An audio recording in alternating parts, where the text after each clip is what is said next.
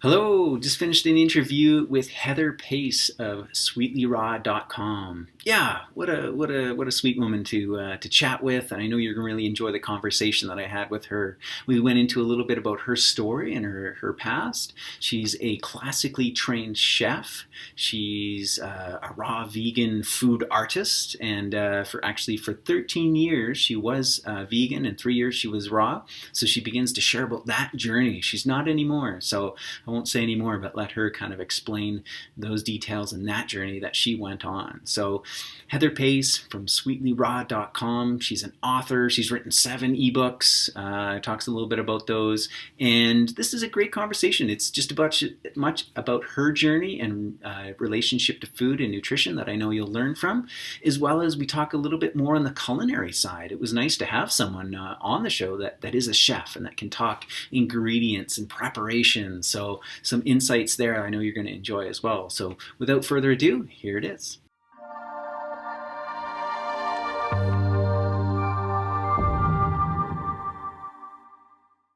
Welcome. On the show with me here is Heather Pace. She has a website called Sweetly Raw, and I was looking on there. She has counted no less than 7 ebooks. Plus, she's got one printed book, and you're based out of Victoria, BC. So welcome to the show, Heather. Thanks so much for having me, Malcolm. So did I get that right? You've got 7 ebooks? Yeah. And all desserts, raw desserts. Oh my gosh. Wow. That sounds like heaven. Yeah. Yeah. Do you have or do you need an official recipe tester and taster? Yes, I tend to need one quite often. Cool. Yeah. What a great job. What a great niche that you found yourself in. And obviously, there's 2 things I think we're going to explore here today. So the theme of the show is recreating your relationship to food.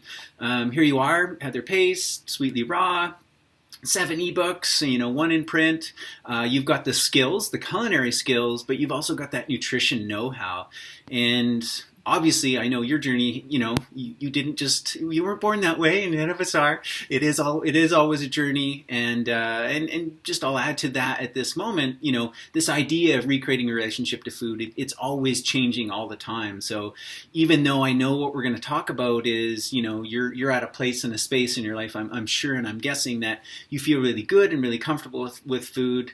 It is always changing and evolving all the time, and I know it is for me. But what I'd like to start with is where have you come from, and what has gotten you here, and what have been some key learnings along the way. So, start wherever you like in terms of that path and that journey. I think I was reading on your website that you became raw vegan at 14. Oh my gosh. Well, at 14 years old, my mom gave me the book Fit for Life to read. Now, everyone in this community, I feel like, is familiar with Fit for Life. And why she passed the book on to me at that age, I have no idea. But it really sent me on my journey. And so everything resonated with me. They were talking about food combining and, more of a plant-based diet and natural hygiene. And I basically became vegan overnight. And I started cooking for myself. Now, the funny thing here is that I come from northwestern Ontario, the land of lakes and forests, and I grew up on the lake, and my dad is a hunter. Right. So you can imagine his response when I said, I'm going vegan. He's like, what? But I did. And I started cooking for myself. I really gained that passion for food preparation at that time. And I started reading voraciously. I was reading all the health books I could get my hands on. And then I discovered raw when I was 16 in Winnipeg, Manitoba, of all places. Another weird thing. Because it just makes so much sense there, right? In the middle of I winter. know. Winterpeg. Yeah. But yeah, I stumbled across this raw food cafe, and I just thought it was the coolest thing ever. I remember back in those days, Giuliano's book had just come out, and that was really popular. And I got the book, and I got a Vitamix, and I started experimenting and fell in love with it. And then a few years later, I went to California and did a raw food retreat for a month. And I learned so much more because David Wolf was there, Doug Graham, Naomi Shannon, like all the big names at the time, Elena Love, everyone was there. And I learned so much. And I wanted to go to holistic cooking school, but that, I guess, just wasn't in the cards. And I ended up at regular culinary school in London, Ontario when I was 19. And, looking back now, I'm really glad that I went because I gained so many valuable tools. And I kind of feel like people do take me seriously. I'm a classically trained chef. So I've got the skills. I've worked in restaurants, worked in bakeries, I've you name it, I have done it. And along the way, so I was vegan for 13 years, and I was raw vegan for 3 of those years. And then I hit a point where my health completely did a nosedive. I was in rough shape. And at that point, I made the decision to no longer be vegan, start incorporating animal products back into my diet. And I had to make a serious shift, which rocked my world, as you know, as well. Yeah. And, that was tough because I had not only based, all my sort of my beliefs upon veganism, but my business and everything. Yeah, your identity, right? My whole identity, yeah. So it was really hard. But, my blood work changed around quite quickly as a result. I was working with a homeopathic doctor, and so I was doing that and then just like doing blood tests with the regular doctor, and things turned around. So I was eating the wild meat, and I started incorporating the wild fish and eggs into my diet. And for a while, I had to do this sort of rebuild phase. So no cacao, like I couldn't have any stimulants. All my favorite foods, no more sweets. Bye-bye desserts. And I was on this sort of very paleo diet to restore and rebuild. And I'm glad I did it because things are much more balanced now in my life. Yeah, for sure. Yeah, sometimes we need to go down that path, and I know you and I have a very similar journey. I mean, I went vegetarian. I didn't quite go vegan. That was a number of years later that came as I went further and further down the rabbit hole. But yeah, similar length of time, 13 years or so on just plant foods. And yeah, a lot of benefits in the beginning, a lot of enthusiasm, a lot of just confirmation from the world that sounds like you and I are both immersed in, and just how amazing and wonderful this is. But I think probably what you and I found is that it's great for a certain amount of time, but after a while, things begin to shift and to change, and it sounds like you got enough signs and signals from your body that maybe things weren't working as well as they could be and should be, and you went and sought blood work and just kind of that extra confirmation. Although, for me, and maybe for yourself, it's almost like you don't even need it. It's like the body's just telling you so much, so clearly that, okay, you need to shift and change and go beyond vegan. Yeah, exactly. And I didn't mention any of the symptoms, but for anyone who's curious, I was having terrible digestive problems, like bloating and gas and constipation. I was having headaches, toward the end, right before I made the change. Almost every day I was getting headaches. I was so tired all the time, very lethargic. I was weak. I was underweight. I was about 20 pounds lighter than I am now. I was depressed as well. Severely depressed. I felt no more motivation for my life, no more purpose. And what else? Yeah, those are the main ones that I was experiencing. Totally. I mean, it sounds pretty extreme, but I can relate. You get into this ideology of this is it, this is the way, and you begin to ignore some of those early signs, and you keep pushing it, and then you get into those more serious ones that you're mentioning there. And body's not happy, and I know you went through a tough transition, especially, internally. I can fully relate when you're so deeply embedded in the ideology and you're so deeply embedded, as an identity and a community as well. And it takes a lot of braveness to, A, make the shift, and then B, to do it publicly as well. So I acknowledge you for that. Thank you. Yeah. Yeah. Yeah, not easy, but you know what? I shared the story on my blog. I wanted to be really transparent. And so I shared it, and I was astounded at the response I got. Like, so many other people had been through it or were going through it, going through those symptoms, and didn't know what it was. And people were telling me, like, oh my gosh, you're giving me permission to go out and eat some eggs or something. Right. Yeah. Yeah. Well, and it's true. I mean, because there's so many like health experts, so many books that say, this is the way, and then you're going like, but you're conflicted internally, and yeah, for someone like you, who is that kind of authority in health and whatever, to say, here's the path I'm going, and yeah, you're right. It is almost that permission. And I had a similar experience. Was early inspired by Daniel Vitalis and others. Like we're all on the same path, and it was, the few of us that began to like kind of step out of that and begin to shift. Just allowed for everyone else. Like it's okay. And what I find interesting is, not that there's anything wrong with a raw vegan diet or a vegan diet or a vegetarian diet. It's going to be different for everyone. And as I was mentioning that relationship with food, it's always changing. So you always got to it is a continual recreation, and what works for you now may not will work for you tomorrow. And that's okay. And just going with the flow with it. Yeah, absolutely. And that, sorry. Yeah, that book you mentioned, Harvey Diamond, like Fit for Life, you mentioned like so many people, use that book as their starting point and were inspired by it. And what was interesting from what I've heard is actually those authors don't follow that book or its advice anymore, right? Like they themselves who wrote the book have moved on. It was good and useful and, helpful at a certain time, but not anymore. Yeah. So interesting.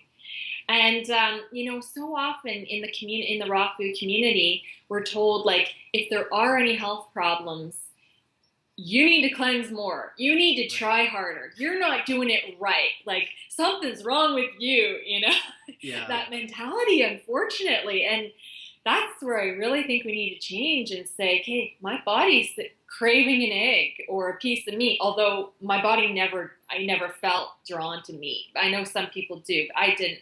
But something was definitely out of balance. But we do need to listen to ourselves, or like allow ourselves to listen to ourselves instead of do another juice fast, because that's what I kept doing.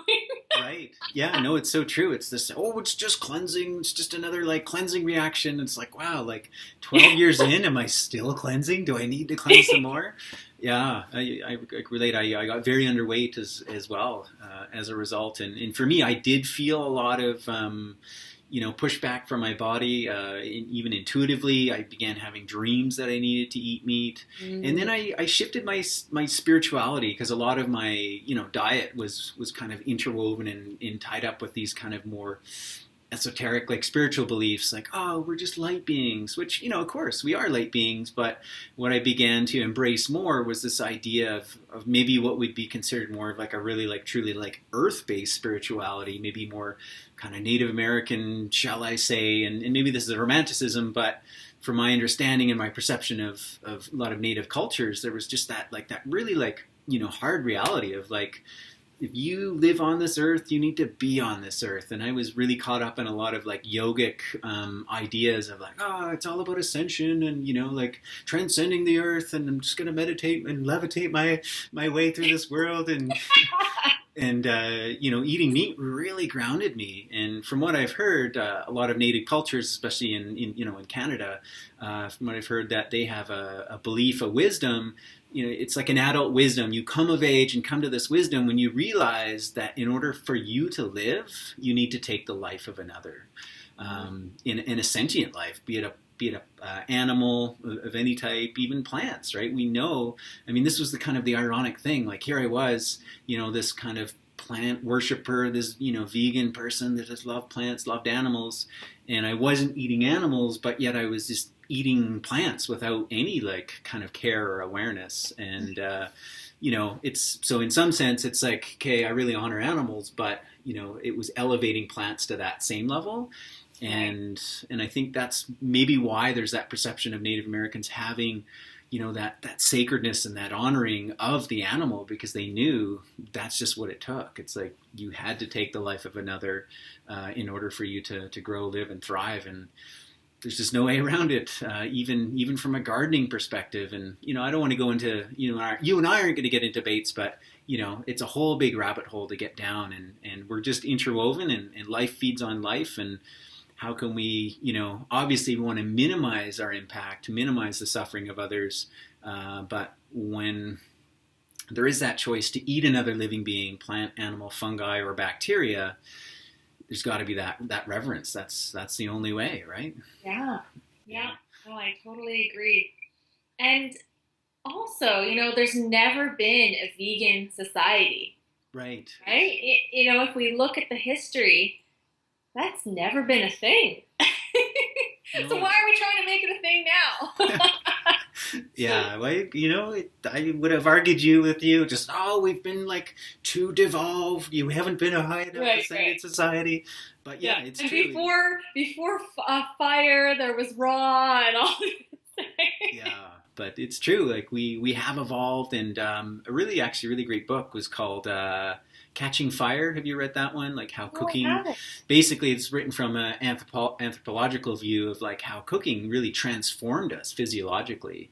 So just interesting that biologically we have been transformed by fire, and we're a species that utilizes it, uses it, and it's because of cooking that we are who we are. So again, time and a place, I'm no longer black and white. It's like, raw foods are great, cooked food is great. And it's about that intuition every day. And what I love that you're into, and I'm fully into it as well, is this idea of oftentimes it's the sweets, the sugary things that are like the worst offenders, in our kind of standard American diet. Really bad sugars, bad fats. And so that's a really great place to kind of replace and switch those out. Get in the good fats, get in more wholesome sweeteners. And so, and it's easy. People are really usually drawn to that. So it's a great kind of entry point for someone to get into, to begin to kind of get excited about changing their diet and improving it. Oh yeah, absolutely. Everyone loves the raw desserts when they try them. They can't even believe it. Like, no way, this is actually healthy? This is good for me? No. You're like, there's got to be something bad in here. Those are often the reactions that I get. Yeah, and the flavor, the texture, everything is just, there's a real kind of vibrance and life force to it. So, yeah. I mean, there's a time and a place, again, like you said, for cooked and raw, and, raw sweets and desserts is a wonderful thing, so... Oh yeah, I mean, I personally will take a raw dessert over a cooked one any day. They taste so alive and fresh, compared to something that you might go out and buy. And there's just no substitute for that. Yeah. And they can be easy to make too. That's the other thing. A lot of people are often intimidated by it.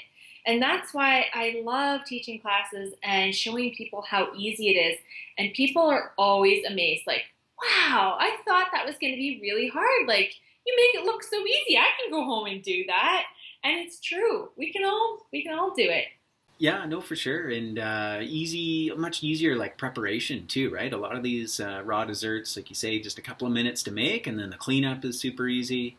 So yeah, super. If anyone's watching, this is the place to start, right? In terms of adding in those, good healthy foods. Raw desserts are an awesome place, and I love them too. In that they're, I always describe chocolate, as the greatest delivery system for good nutrition, because no matter what you put inside, it'll get past anyone's pearly gates. And desserts are a great example that way too, where you can, make I'm just going to make something up, like a key lime pie, and this like wonderful, again, good fats, good sweetener, but you can add things like spirulina into it, or moringa, different superfoods and herbs. So it becomes this carrier, this delivery system for, wonderful nutrition. Oh yeah. Yeah, absolutely. And speaking of key lime pie, no one can tell there's avocado in it. Yeah. Is there kind of like a go-to superfood? Again, I'm sure it changes for you all the time, but is there one that you're really like excited and stoked on that you like to, always slip in or add into some of your desserts? I love maca. I feel like, of course there's all the healing benefits, but flavor wise, it goes with so many things. It pairs it beautifully with chocolate. It matches with all the other superfoods. It goes with banana, it goes with vanilla, it goes with maple, it goes like you name it. So I think that that's a really versatile one that I love to use. Yeah, that's great. I mean, great suggestion. I love that you brought that out. It's like, yeah, sure. There's the health benefits of which we could just talk for a while on that. Increases libido and energy, balances hormones, etc. But the fact that the flavor it can go in something kind of light and bright, or it can go in something dark and earthy. It's a really great experience and observation that maca is very versatile in the flavor spectrum. Also, from what I understand and a little bit I've played with it, it almost has like an emulsifying kind of capacity as well. So it really helps that way in recipes too. Yeah, yeah, that and lucuma too is great for emulsifying, creaming things up nicely. Yeah, cool.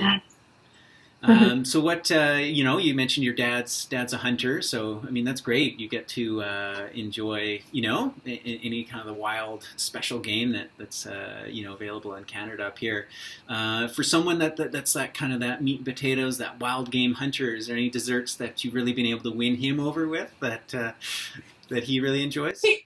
Yeah, he's a tough one because he doesn't like coconut. Oh, he doesn't. And, there's coconut in all raw desserts, but I think because he was so programmed from a child that he doesn't like the shredded coconut, I've slowly weaned him into trying desserts with coconut oil. So that seems to be okay. And he loves cheesecake, so he does enjoy the cheesecakes a lot. Right. Cool. Yeah, I've noticed that a lot of the raw desserts do have coconut base or coconut oil. So let's say if you're making something for him, what might you substitute that out with? Other oils or other kind of nut-based or seed-based items? Yeah, in place of the coconut oil, cacao butter can be used. It'll make a little bit more of a firm dessert. Say, for example, in a cheesecake, I would use a little bit less. And instead of the shredded coconut, like in a crust or something, I would just do all nuts instead. Right. Cool. Yeah, there's always a substitution. Yeah, right. Well, except when people tell me that they have a cashew allergy, I feel like that's a really hard one. Right. It's so true. Yeah, I know my experience. Cashews, they're just a nice, really rich, wonderful nut that just, it fits so well in so many recipes. And it's a very neutral flavor, too. Yeah. And you can replace it with other nuts or seeds. If you want to go into the realm of nuts, then it's macadamia, pine nut, Brazil nut. But they have a different texture, different flavor profile. Yep. Yeah. I've tried the macadamia nuts in a cheesecake filling before, and I just didn't like it. But I love macadamia nuts. Yeah. I love the nuts themselves. But it just does not work the same way, unfortunately. No, and especially the realm of seeds. You do hemp seed, you get a little bit of that, almost like that bitter note to it. Yeah. And then, as much as I love sunflower and sesame, they just don't cut it, for that context. No, they've got strong flavors. Yeah. What about, have you worked with Irish moss? I know there's a bit of controversy around Irish moss as a sea vegetable. I'd just love to hear your thoughts on it. Yeah, the whole Irish moss debate. Well, several years ago when Irish moss was the top at the top there, I was going crazy making desserts with it. Now I just sort of tucked it away a little because people are up in arms. I don't know the truth. I don't really know the truth of the matter. Right. Because I always felt fine eating it. But yes, it makes that great, you can make marshmallows and things out of it. It gives that perfect moussey texture. And I used to love making mousses with it. Maybe I'm going to bust it out again. Yeah, well, yeah, What's your opinion on it? yeah. My thoughts, honestly, I agree. Like I still use Irish moss. It's not something I have every day, but not because like, oh, I shouldn't because there's this controversy. It's more just it's just not what I eat every day. But Right. super open to it. I love it.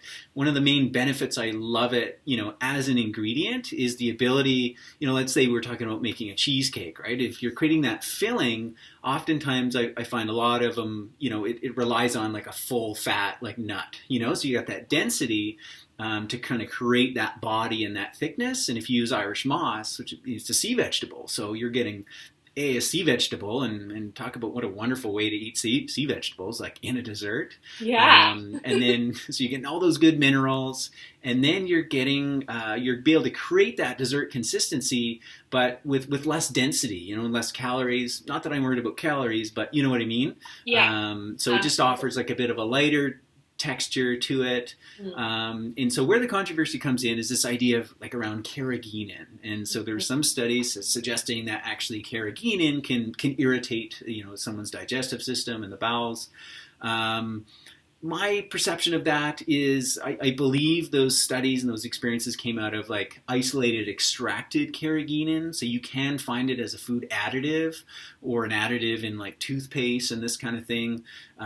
So it's kind of like, the difference between, like something that's extracted from a whole food, single isolated chemical component, and a whole food, that has all its other cofactors and everything that really makes that food whole and healthy, versus just, the whole Irish moss, which, it gels like as you soak it. And like you say, well, how you're able to make this kind of idea of the marshmallow is it's almost like a vegan Jello. It has this kind of thick kind of mucilaginous, and it gels, and that is actually, I've found, can be very soothing to the digestive system. And Well, yeah, I completely agree. And like I said, I never had any issues, and I have like a pretty sensitive digestive tract. I feel like, especially after all the stuff I've been through, it's pretty sensitive, and I was always fine with it.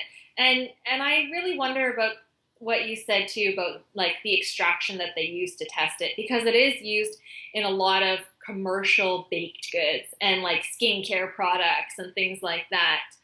So I think, in its pure form, how can it be bad? Yeah, and so one of my staff, she did actually like an hour-long class just on Irish moss, and she researched the whole thing, and she found out. Do you actually know why it's called Irish moss? No. Yeah, apparently it was because it was one of the staple foods of the Irish during the potato famine.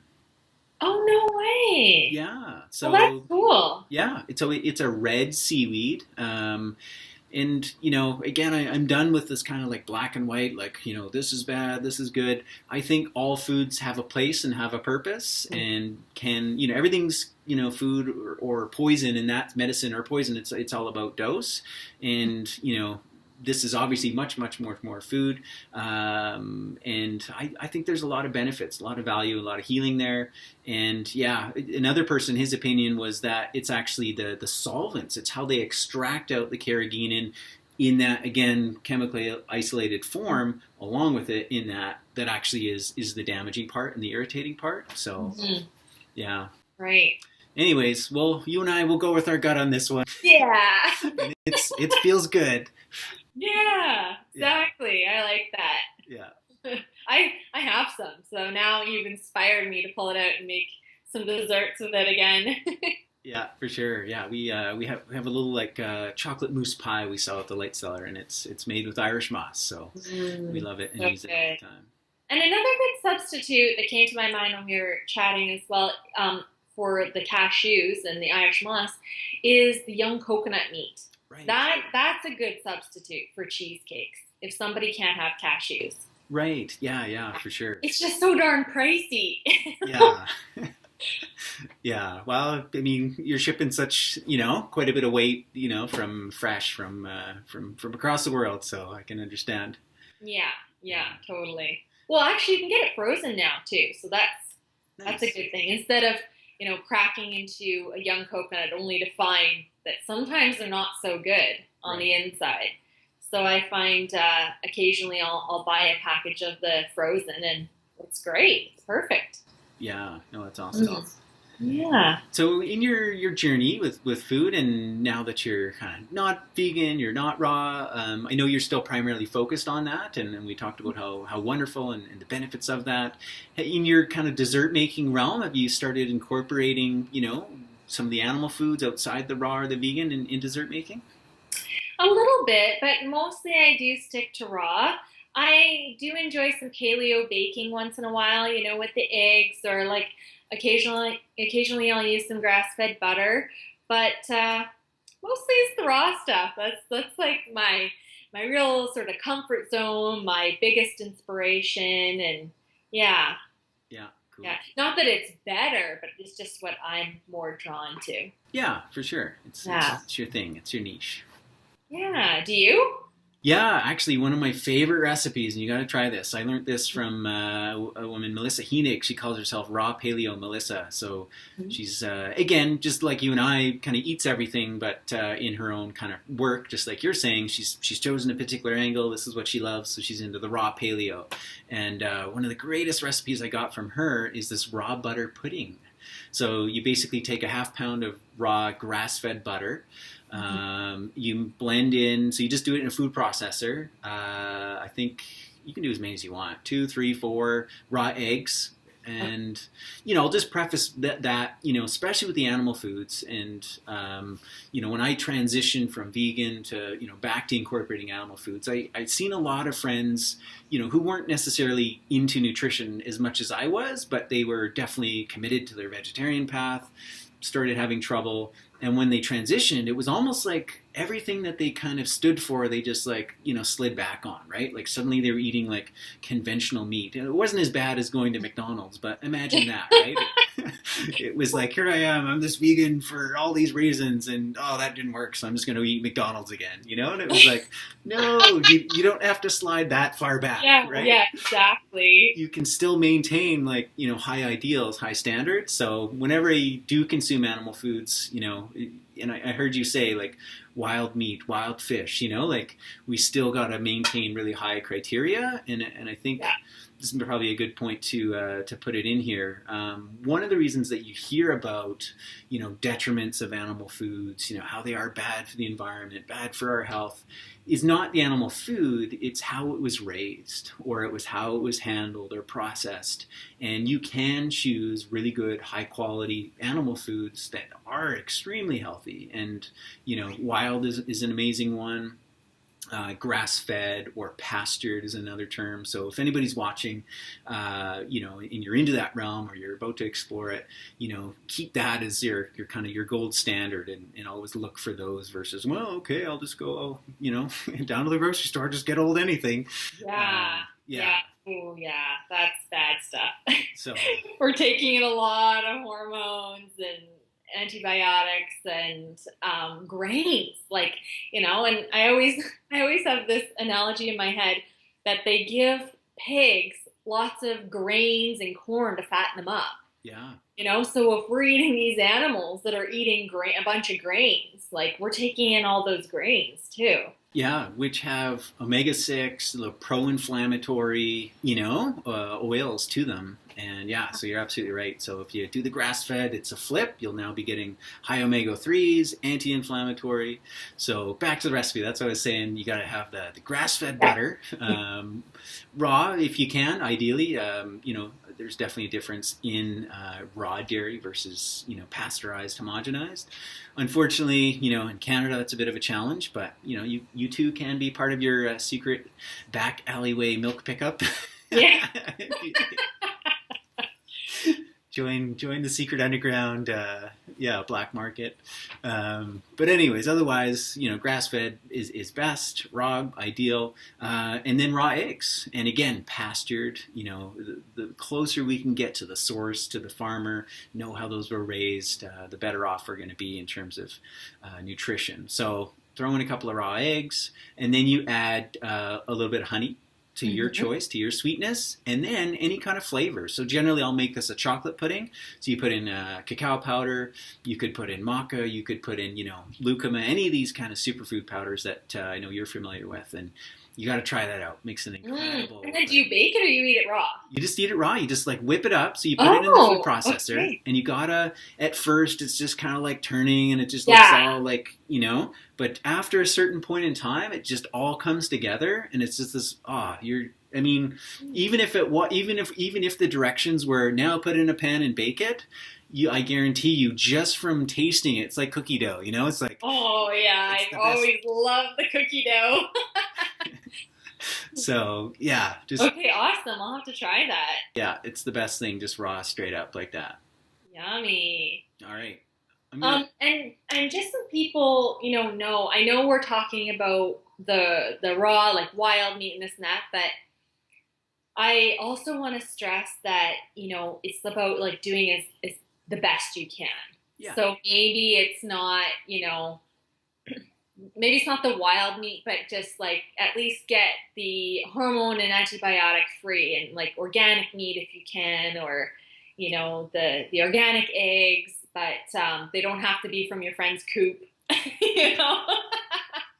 Yeah, no, that's true. It's because it's tough out there, right? And it's hard. Yeah. Yeah, but the good news is we are shifting as a society. I think, since kind of the industrialization of our food system, we've hit this bottom, like, wow, just like we were going in the wrong direction, and now it's picking up. I was just in California at the Natural Food Expo, the largest one in the world, and it's just like what's new, what's hot, what's coming online within kind of the whole health food realm, and just keeps getting better and better. So that's the good news. Yeah, it is. It's great. Yeah, and you certainly live in quite the hub, Victoria. I think that's like probably got the most number of health food stores in Canada for any city. Really? Yeah. I've never heard that, but we do. It's everywhere, and we've got raw food cafes and vegan restaurants and things like that here. And yes, lots of health food stores and juice bars and all kinds of things. So it's pretty awesome. Cool. Yeah, and what's on the horizons for you? I mean, so you're web based, and I know you do a little bit of traveling and you teach classes. And what's in your future, your goals and aspirations? Well, I just had a raw dessert business that I let go of like a month ago. Oh. And in order to pursue other things. So yeah, I'm getting into more traveling and teaching again. And I would like to work on another book. So the beginnings of that are in place. So it's not just going to be desserts, because I think I've tapped into that quite enough. Yeah. So I want to do another plant-based cookbook, but raw and vegan, sweet and savory. So that's on the horizon. And also, I'm going to be doing some online cooking classes, because so many people say to me, I've got people from all over the world who follow me, and they say like, oh man, I wish I could come take one of your classes. So I thought, you know what? I'm going to put this out there so that they can. Yeah. So I'm working on that right now as well. So I'm excited to launch it. Cool. Right on. Will that remain under the banner of Sweetly Raw, or are you going to have a different name for it? I'm going to have a different name, but I don't know what the name is yet. All right.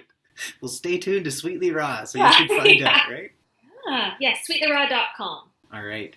Cool. So what do you want to leave us with in terms of kind of inspiration, or how can people further connect with you? I know you're very active on social media. I am, yeah. So people can find me. I love posting on Instagram because I'm a very visual person. So I'm on there all day, or every day. I do a post at least once a day, and I do my little Insta stories on there, and I have lots of fun. So Sweetly Raw, you can find me there. You can find me on Facebook and all other social media, and my blog. And I just want to say, everyone, live your passion and listen to yourself and your heart. That is always my biggest message. Yeah, we have to, because that's the other part of it. We can eat the best food in the world, but if we're not living our passion and staying true to ourselves, it's not going to come full circle. So that's my belief.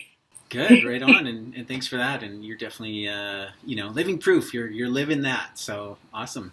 Thank you. Thanks for Thanks being for there. having me. Yeah, totally. For sure. Absolutely. So, sweetlyraw.com, Heather Pace, it's been an absolute joy and pleasure having you on the show. And all the best with the new ventures. And hey, I look forward to chatting with you again soon and everyone staying in touch with what you're doing. So, thank you. all right. See you soon.